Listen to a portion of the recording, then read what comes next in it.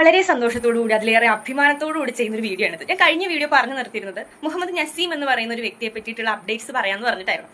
മുഹമ്മദ് നസീം എന്ന് പറയുന്ന ഒരു മലപ്പുറം സ്വദേശി, അയാൾ ജമാഅത്ത് ഇസ്ലാമിയുടെ പ്രവർത്തകനും SIO അതായത് സ്റ്റുഡൻസ് ഇസ്ലാമിക് ഓർഗനൈസേഷനിൽ നിരന്തരമായി ക്ലാസുകൾ അറ്റൻഡ് ചെയ്യുന്ന ഒരു സൈക്കോളജിസ്റ്റുമാണ്.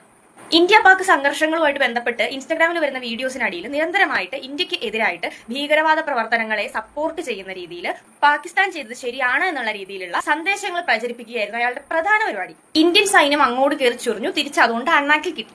ഇന്ത്യയാണ് അങ്ങോട്ട് ആദ്യം ആക്രമണം അഴിച്ചുവിടുന്നത്. അതുകൊണ്ട് തിരിച്ച് ഇന്ത്യയിലെ സാധാരണക്കാരായിട്ടുള്ള ജനങ്ങളെ കൊല്ലാനുള്ള പൂർണ്ണ അവകാശം പാകിസ്ഥാനിലെ ജനങ്ങൾക്കും പാകിസ്ഥാനിലെ തീവ്രവാദികൾക്കുമുണ്ട്. ബംഗാളിലും ബംഗ്ലാദേശിലും ഒക്കെ കിട്ടിയതുപോലെ കേരളത്തിൽ നിനക്കൊക്കെ കിട്ടും. മര്യാദയ്ക്ക് ജീവിച്ചാൽ നിനക്കൊക്കെ കൊള്ളാം, ഇല്ലെങ്കിൽ 1921 മാറാട് സംഭവം നീയൊക്കെ ഓർത്താൽ മതി.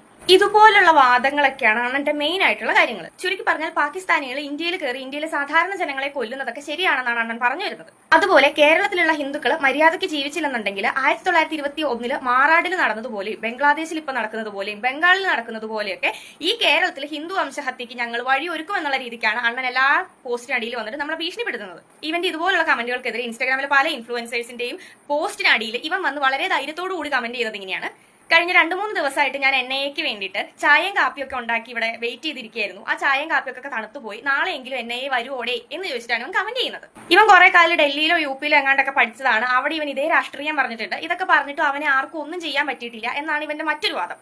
ഇവനൊക്കെ ഈ നാട്ടിൽ കിടന്ന് എന്തൊക്കെ പരാക്രമം കാണിച്ചാലും ജമാഅത്ത് ഇസ്ലാമി പോലുള്ള തീവ്രവാദ സംഘടനകളുടെ മറവിൽ SIO എന്നുള്ളൊരു പേരിൽ മുസ്ലിംസ് ആയിട്ടുള്ള ടീനേജേഴ്സിന്റെ ഇടയിൽ ഇതുപോലുള്ള തീവ്രവാദ അജണ്ടകളൊക്കെ പ്രചരിപ്പിച്ചാലും ഇവനൊന്നും ആർക്കും ഒന്നും ചെയ്യാൻ പറ്റില്ല എന്നുള്ള മിഥ്യാധാരണ ഇവനെ പോലുള്ള ഒരുപാട് പേർക്കുണ്ട് ഈ നാട്ടിൽ.